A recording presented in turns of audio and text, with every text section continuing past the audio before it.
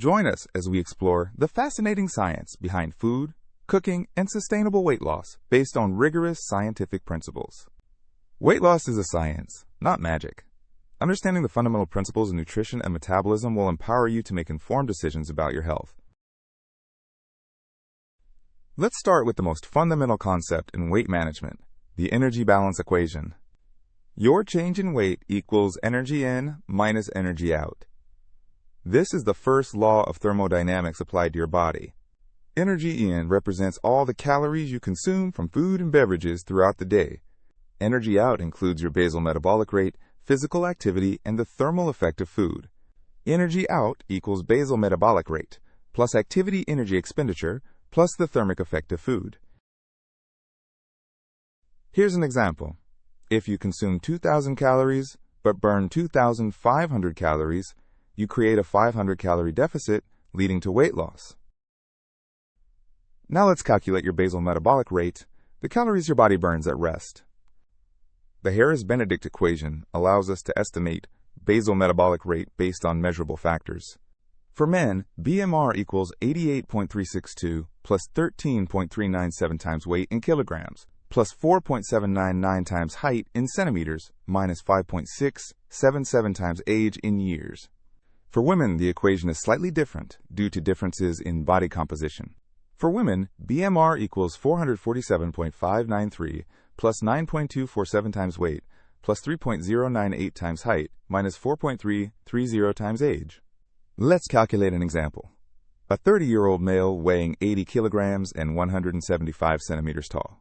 Substituting the values, 88.362 plus 13.397 times 80, plus 4.799 times 175, minus 5.677 times 30. This gives us 88.362 plus 1071.76 plus 839.825 minus 170.31 equaling 1,829.6 calories per day. Your total daily energy expenditure depends on your activity level throughout the day. We multiply basal metabolic rate by an activity factor to get total daily energy expenditure. Total daily energy expenditure equals BMR times the activity factor. Activity factors range from 1.2 for sedentary lifestyle to 1.9 for extremely active individuals who exercise intensely daily. For our example with moderate activity, 1829.6 times 1.55 equals 2,836 calories per day. To lose weight, we need to create a sustainable caloric deficit. This is crucial to understand. 1 pound of body fat stores approximately 3,500 calories of energy. 1 pound of fat equals approximately 3,500 kilocalories. Therefore, to lose 1 pound per week, you need a daily deficit of 500 calories. 3,500 calories divided by 7 days equals 500 calories per day. 7 consecutive days of 500 calorie deficit accumulates to 3,500 calories, resulting in 1 pound of fat loss. You might wonder, is faster weight loss better? Should I create a larger deficit? The answer is no. Sustainable deficits of 500 to 750 calories daily are optimal for preserving muscle mass and maintaining metabolic health. The composition of your diet matters as much as total calories. Let's explore macronutrients. 3 primary macronutrients provide energy: protein, carbohydrates, and fats. Protein provides 4 calories per gram and is essential for muscle maintenance. Carbohydrates also provide 4 calories per gram and are your body's preferred energy source. Fats are energy-dense at 9 calories per gram and essential for hormone production. A balanced macronutrient distribution might include 30% protein, 40% carbohydrates, and 30% fats. Protein becomes especially important during weight loss to preserve lean muscle mass. During a caloric deficit, protein requirements increase to protect muscle tissue. Optimal protein intake ranges from 1.6 to 2.2 grams per kilogram of body weight per day. Returning to our 80 kilogram example person, 80 kilograms times 2.0 grams per kilogram equals 160 grams of protein daily. At 4 calories per gram, 160 grams provide 640 calories from protein. High protein diets increase feelings of fullness and help preserve muscle mass during weight loss. Different macronutrients require different amounts of energy to digest and process. The thermic effect of food represents the energy your body uses to digest, absorb, and process nutrients. Protein has the highest thermic effect at 20 to 30%, meaning 20 to 30% of protein calories are used in digestion. Carbohydrates have a moderate thermic effect of 5 to 10%. Fats have the lowest thermic effect at only 0 to 3%. This visualization shows how protein requires significantly more energy to process than carbohydrates or fats, making it metabolically advantageous for weight loss. Dietary fiber plays a crucial role in weight management through multiple mechanisms. Fiber is an indigestible carbohydrate that adds volume to food without contributing significant calories. Aim for 25 to 35 grams of fiber daily for optimal health and satiety. Fiber provides numerous benefits for weight management. It increases feelings of fullness without adding calories to your diet. It slows gastric emptying and glucose absorption, providing sustained energy. It supports beneficial gut bacteria which influence metabolism and inflammation. How you cook food dramatically affects its caloric density and nutritional value. Different cooking methods add vastly different amounts of calories. Steaming adds none, baking minimal, sautéing moderate, while deep frying can add over 200 calories. Consider a 100-gram chicken breast prepared using different cooking methods. Grilled chicken breast contains approximately 165 calories. The same chicken breast, when fried, contains 280 calories, an increase of 115 calories just from cooking method. Why does frying add so many calories? The answer is oil absorption. Food absorbs oil during frying, and oil contains 9 calories per gram.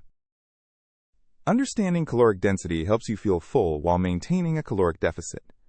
Caloric density is calculated as calories divided by volume or weight of food. This chart shows caloric density comparisons.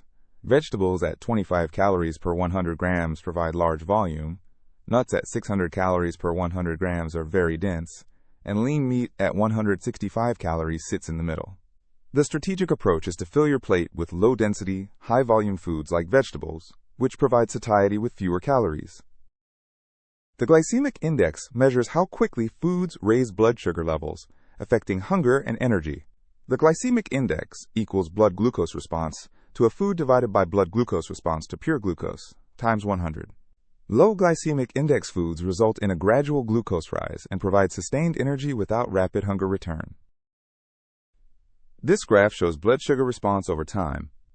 High glycemic index foods cause a sharp spike and crash in red, while low glycemic index foods in blue provide stable, sustained energy. When you eat may influence weight loss, though total daily calories remain most important. Does eating more frequently boost your metabolism? Research shows total daily calories matter more than meal frequency for weight loss. 3 large meals produces similar weight loss to 6 smaller meals when total calories are equal. However, intermittent fasting approaches may offer additional metabolic benefits beyond simple calorie restriction. Enhanced insulin sensitivity develops during extended fasting periods. Fat oxidation increases when glycogen stores are depleted during fasting. Water plays a crucial role in metabolism and can support weight loss efforts. Water needs approximate 30 to 35 milliliters per kilogram of body weight daily. For our 80 kilogram example, 80 kilograms times 0.035 liters per kilogram equals 2.8 liters per day. Research shows drinking water before meals reduces caloric intake by approximately 13% through increased satiety. Drinking cold water temporarily increases energy expenditure as your body warms the water to body temperature, though this effect is modest.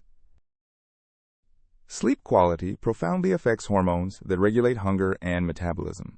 Insufficient sleep disrupts 2 key hormones that regulate appetite and energy balance. Ghrelin, the hunger hormone, increases with sleep deprivation, making you feel hungrier. Leptin, the satiety hormone, decreases with poor sleep, reducing feelings of fullness. 7 to 9 hours of sleep maintains healthy hormone balance with optimal leptin and ghrelin levels, while less than 6 hours severely disrupts appetite regulation. For optimal weight management, aim for 7 to 9 hours of quality sleep each night. Chronic stress elevates cortisol, which promotes fat storage, especially around the abdomen. Chronic stress leads to elevated cortisol, which preferentially promotes abdominal fat accumulation. Cortisol increases cravings for high-calorie, palatable comfort foods as a survival mechanism. Evidence-based stress management techniques can reduce cortisol levels. Regular meditation practice reduces cortisol levels by approximately 20%. Exercise acutely raises cortisol during the workout, but chronically lowers baseline cortisol levels over time. Let's synthesize everything into a personalized weight loss calculation. Here's a complete step-by-step calculation for creating your personalized plan. Step 1. Calculate your basal metabolic rate using the Harris-Benedict equation we discussed earlier. Step 2.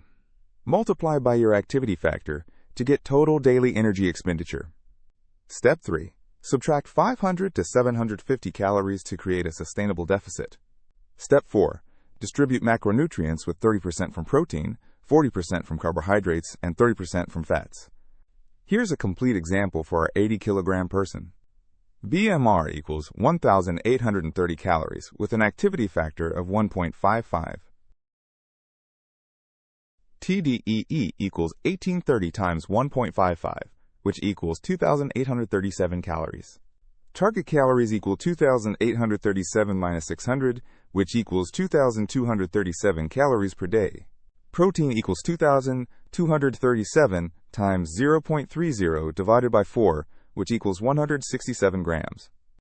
Carbohydrates equal 2,237 times 0.40 divided by 4, which equals 224 grams. Fats equal 2,237 times 0.30 divided by 9, which equals 75 grams. Consistent tracking and periodic adjustments are essential for continued progress. Weigh yourself weekly at the same time, under the same conditions, such as first thing in the morning. Track your average weekly weight to minimize the impact of daily fluctuations from water retention and digestion.